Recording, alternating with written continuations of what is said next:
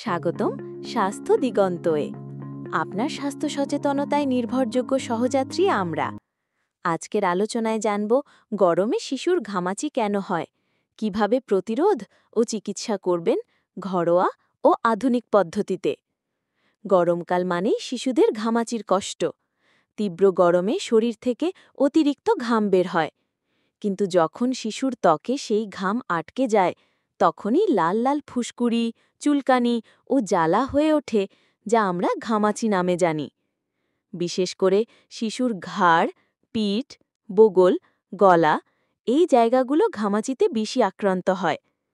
চিকিৎসার চেয়ে প্রতিরোধ ভালো, তাই শিশুকে ঠান্ডা ও হাওয়া চলাচল করা ঘরে রাখুন। ঢিলেঢালা পাতলা সুতি কাপড় পরান। ঘন ঘন পোশাক পরিবর্তন করুন, যেন ঘাম শুকিয়ে না জমে। শিশুকে দিনে 2 থেকে 3 বার কুসুম গরম পানিতে গোসল করান। ঘন ঘন পরিষ্কার তোয়ালে দিয়ে ঘাম মোছান। ঘরে কিছু নিরাপদ উপায়ে ঘামাচি উপশম করা যায়।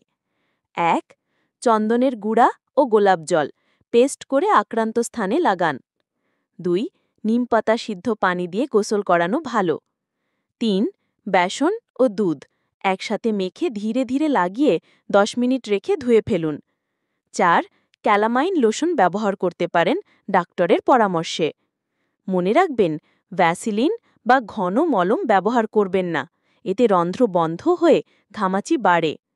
যদি ঘামাচির সঙ্গে জ্বর আসে, ফুসকুড়ি থেকে পুজ বা ঘা হয়, শিশু বারবার কাঁদে বা অস্থির হয়, তাহলে অবশ্যই নিকটস্থ চিকিৎসকের পরামর্শ নিন।